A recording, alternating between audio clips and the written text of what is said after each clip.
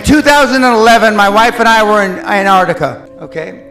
And there is a $500 million facility, scientific facility there, and the scientists came to give us presentations about global warming. And they said 275,000 years ago, this was the temperature, blah, blah, blah, blah, blah. And then 55,000 years ago, the world was 2 degrees warmer Celsius than it is today. And I said, well, you mean the whole world? He says, yes. And the poles are only benchmarks. And I said, well, what about the things that the young woman alluded to? Okay? And he said, it's all cyclical.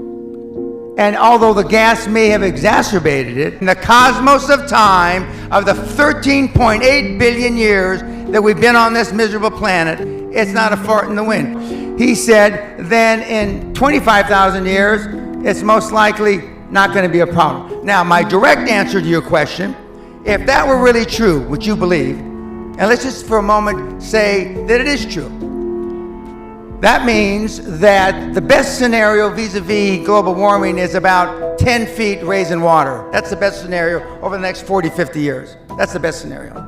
The worst scenario is about 100 feet. But let's just take the 10 feet.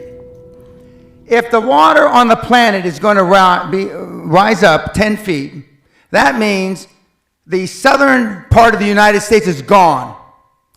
England is gone. Most of Europe is gone. And I can go, most of Central America is gone.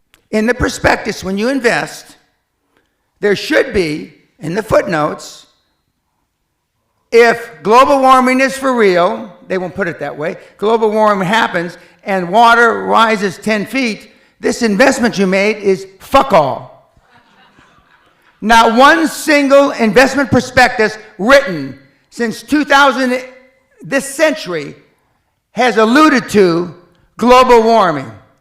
Not one motherfucker. If it were really true, the banks wouldn't invest. The banks wouldn't finance. Not one motherfucking condominium. Because the financial institutions, the banks of this world know it's not going to happen. With the greatest respect, ma'am, it's the greatest fraud that's been perpetrated on mankind this century.